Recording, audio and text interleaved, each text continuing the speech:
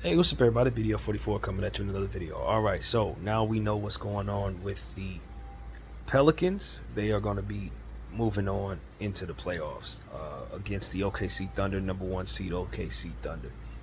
And I just did a little homework on these two matchups, these two teams as they matched up this year three times. The Pelicans got them the first time, and the Thunder got them the second and third time they faced off. Uh, to be honest with you, these two teams are tricky matchups, man, because the Thunder don't bode well with front court heavy players, um, and the Pelicans have that. They have that for sure in Valanciunas and of course Zion Williamson. Um, to be honest with you, one thing that did stand out to me about the OKC Thunder is how deep they are. Their bench is really good, man. Usman Dang, Lindsey Waters, um, Gordon Hayward, Mike Muscala, uh, Isaiah Joe, Kendrick Williams, um, Kason Wallace. I mean, it really goes on forever. This team is deep. They are talented. Uh, Jalen Williams off the bench. Of course, J Dub has the same name he does, but we're talking about the center power forward, shot blocker, and he can stretch the floor a little bit. It's a really, really deep basketball team, man. And I think I understood that, but until I got a chance to actually look at all the names that they have, did I actually realize exactly how potent their bench is. And then you consider their starting lineup, of course: Chet Holmgren, Lou Dort, J Dub, Josh Giddey, and of course, possibly your MVP, Shea Gilgeous Alexander. I just, I think the Pelicans are going to get outclassed because there's never going to be a moment where OKC doesn't have a legit talented five on the floor. Like, it doesn't matter. And we talked about the Boston Celtics, and how I think that they're really top heavy. We talked about the Nuggets, and I felt the same way about the Nuggets. But when I look at the OKC Thunder, no, they're not top heavy, man. You can get guys in foul trouble and still get torched by the dudes that come off the bench. It's not like that there, because they've been loading up on picks and they've drafted well, and then they got some vets come in and reinforce everything. So I don't know. The matchups to me are really, really interesting, if not tricky, because you have really strong defensive players on the OKC Thunder. A guy like Josh Giddey with his length, he's almost 6'8" or something like that, 6'9". His length and his ability to be disruptive can really be a bother for the Pelicans, but the Pelicans have a lot of length as well. Talking about Bi, talking about Zion if he comes back, which is another big deal. Valanciunas, Trigger Murphy. Uh, they got a dangerous team, and then you consider guys like Kason Wallace on one side, Lou Dort as well on that side, and then you consider um, Jose Alvarado on the other side. So you got these defensive dudes, defensive minded guys who are going to muck things up, make things ugly. You got um, obviously Chet Holmgren, who's going to be really difficult for the Pelicans to guard. But then you see a guy by the name of Herb Jones on the Pelican side, who you may be able to stick on him and keep kind of stick with him in a way. He's obviously going to be able to shoot over Herb, but Herb has a very strong ability to move laterally. He can hit the three, so you can keep him on the floor. Um, and he does have the ability to block 3-point shots. So that's a very strong dynamic on both sides of the floor when you consider the length of Holmgren, Herb Jones, and all these different guys. You got J Dub down there, but then you got Bi. You see what I'm saying? So they can somewhat cancel each other out depending on how well Bi is playing. Um, it's just, these matchups are really interesting to me, man. And then you look at the Zion factor, and I don't see anybody on OKC that I trust can really deal with Zion. I think he could really have his way in this series, man. And judging by the way he attacked my Lakers, from possession to the possession to possession, he could really make positive things happen for his team. And you got C.J. McCollum out there, um, and then there's Shai Gilgeous-Alexander. And when it comes to Shai Gilgeous-Alexander, you probably gonna try to throw Dyson Daniels on him, but you can't keep Dyson on the floor for too long because you're gonna need your guards on the floor, Trigger Murphy and C.J. McCollum, and neither one of them I expect are going to have any success against Shai Gilgeous-Alexander. So, to be honest with you, it all depends for me how this series is able to be extended is determined by the health of Zion Williamson, in my opinion. If Zion is out for the first couple of games, the series is going to end very fast.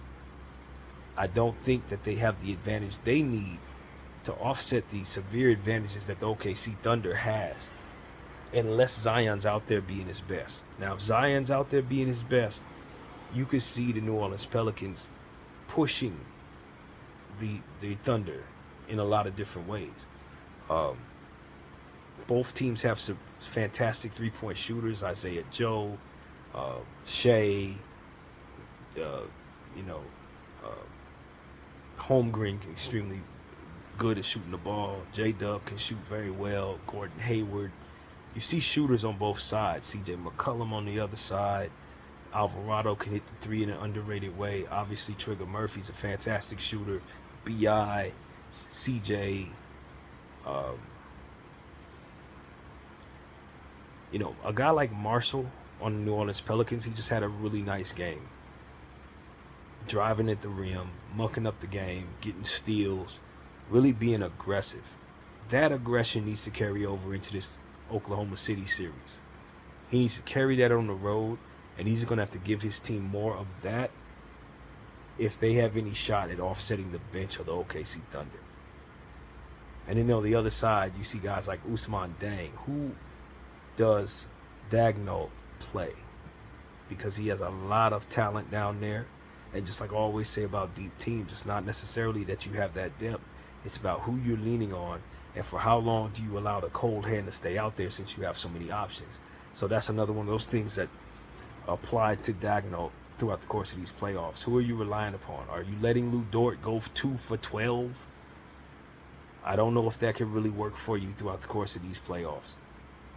You want his defense on the floor, but he could tend to get really cold and be really aggressive in being cold. That could be a problem for the OKC Thunder.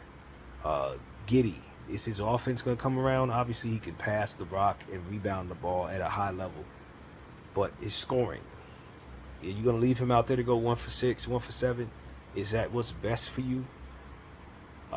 Just so you can have his length on the floor, or would it be better to go to a Kayson Waters? Would it be better to go to a Gordon Hayward? Will it be better to go to Isaiah Joe? Like, these are the type of questions that Dagnall's going to have to answer in this series. Because I don't think Willie Green really has those options, and thus may not have that problem, if that makes any sense. When you don't have as many options, we said this about Coach Ham in LA. When you don't have as many options, you tend to have a more simple task in playing certain players. You're gonna live and die with what you have. But when you have a million different guys you could go to, it's up to you to make sure that you press the right buttons and keep the right combinations on the floor. And the more players you have, the more chances you have to get it right and wrong. And in this case with OKC, Dagnall is coach of the year. He knows his unit. I don't think he's going to have that problem, but that is something that he has to deal with in these playoffs. I don't think it's a deficiency of his. It hasn't been all year long, but it's noteworthy that while he's going with certain guys, there are going to be some guys who can help him still sitting. So that's something that I really think is a thing in this series, and in any series OKC is going to be a part of. I wonder if Bismack Biyombo is going to be available. Will they go to him at all? Because I think that when you talk about the Valanciunas matchup, they're probably going to need to go to him a little bit. I don't see anybody that's really going to genuinely be able to deal with Valanciunas. If Valanciunas gets going, especially from behind the arc, he could be a very dangerous piece in this series. Maybe they try to play him off the floor like the Lakers did when we had D'Lo kind of dancing on him, pushing him out the way, putting him in pick and roll situations, pulling him away. Obviously, you have Shea. He could do that. But you probably don't want Valanciunas banging up against your guys, your front court players, unless it's Bismack Biyombo. Because everybody else is a little too lanky to be dealing with him. Jay Will is too lanky. Obviously, Chet, you don't want that. So that's where it gets tricky, man. When you're dealing with the heaviness of that front court, and you couple that with the disruptive nature of a Herb Jones, you can see where the New Orleans Pelicans are going to be able to have an advantage there. Chet can go crazy. He's still going to get his 25 points, 3-4 blocks, his rebounds. He's going to get those. But how much trouble is he going to get in on the other end when he's trying to deal with Valanciunas, backing him down and drawing fouls? Foul trouble could be a thing for him in this series because of situations like that. Zion, if he's healthy, if somehow Zion comes back, he's going to draw fouls, man. You got to play the Ousmane Dangs. You got to play the Jalen Williams. You got to play these guys off that bench. Alvarado versus Kason Wallace is really interesting to me. This is a playoff series. Both of these players are highly defensive, fiery guys. Alvarado's going to try to be as disruptive as possible. He's going to try to get in somebody's head. I can see them putting him on Shea for pockets at a time. I wonder if B.I. is going to get some looks on Shea. Who do you put on J-Dub? Giddey? The matchups are a little tricky for New Orleans because they have the size, but you also want to be able to play your C.J. McCollum piece. And I don't know who C.J. is going to be able to check in that situation. But C.J. must be on the floor for the scoring. So, Giddey might be a little too big for him. Obviously, Shea is going to dance all over him. That doesn't work. J-Dub, too big for him. So, the matchups are tricky. Same goes for Alvarado, even though I trust him on bigger players to a degree because of how disruptive he is.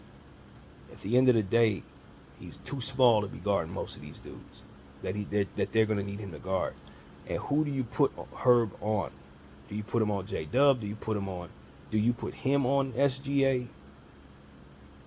Do you put him on Chet Holmgren? So the matchups are so very tricky for me, but you see answers. You just got to pick the right one. You know what I mean? That's what it really comes down to for the New Orleans Pelicans. I think the Pelicans have a puncher's chance in this series because of everything that I mentioned. Shai Gilgeous-Alexander is going to get his 36 points. That's what he do every night. You just pencil that in.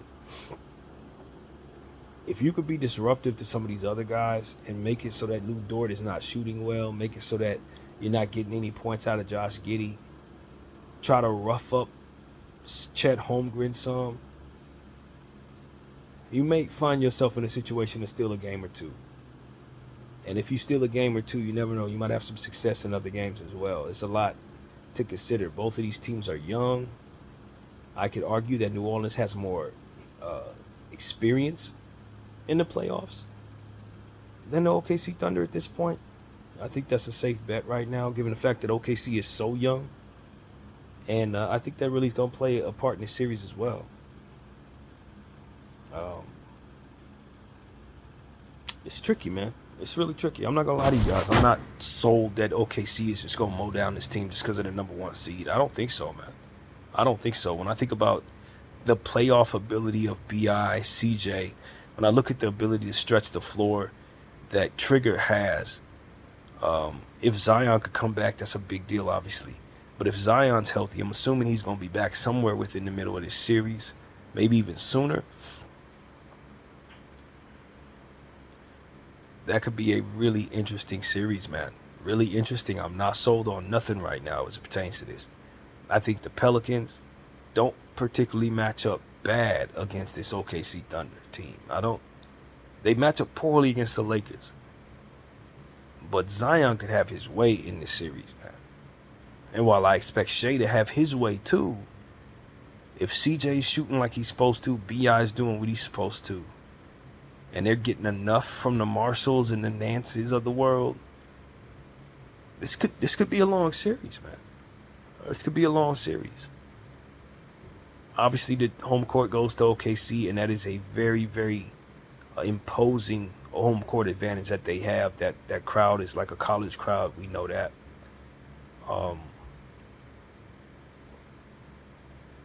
And I think the OKC, I think if Zion's healthy, the Pelicans attack the OKC Thunder just right to make this a very, very difficult series for them. An especially difficult matchup for the Thunder. I really believe that. But at the same time, the Thunder have been the number one seed off and on throughout the course of the last couple of months between them, Minnesota, and the Denver Nuggets. And I don't think that's a fluke by any stretch of the imagination. I do believe they have the coaching edge. And Dagnall, the coach of the year. They got the best player on the floor in Shai Gilgeous-Alexander. And I think that even though the matchups aren't favorable in the front court, the length that they have with their wings, I think can really match up well with the Pelicans. J-Dub and those guys, they match up well. When you get off the bench, you're talking about Aaron Wiggins as well. That's another player that they can go to that may even be phased out of the lineup. But if you call his number, he can give you 15 points off the bench. So there's a lot of depth there, as we already said. You know, it's plenty of depth for the OKC Thunder.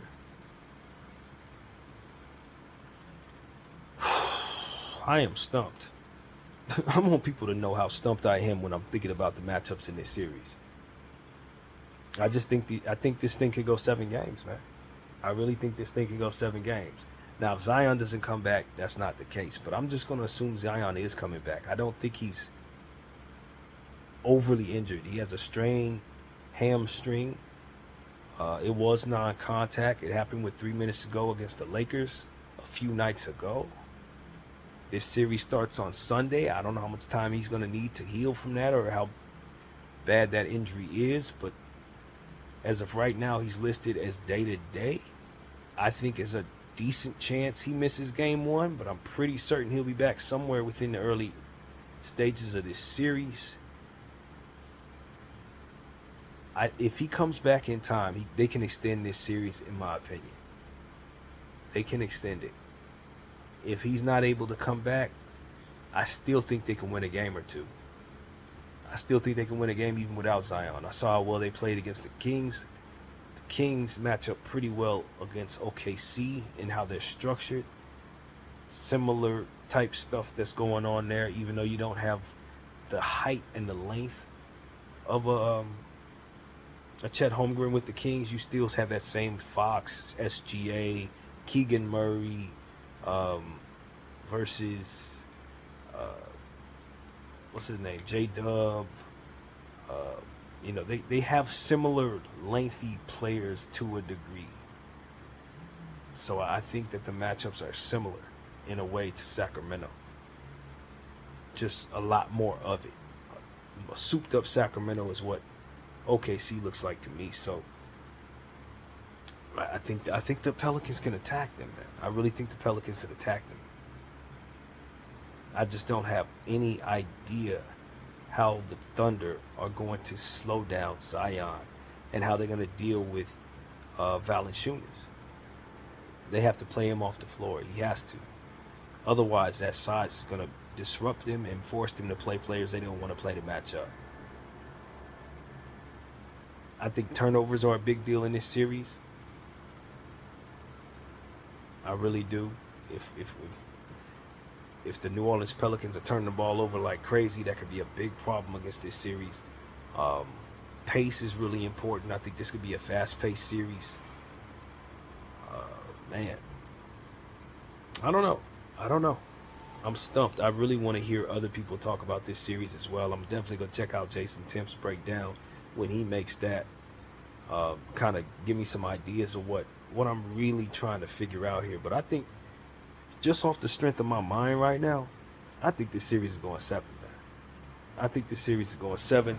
If Zion comes back 100% healthy and dominates the way he did against the Lakers with aggression, if BI plays like I know BI is capable of playing, if Herb Jones is being put on the right players, you know what I'm saying? If Lou Dort goes as cold as I think he's going to go during pockets of the time in this series,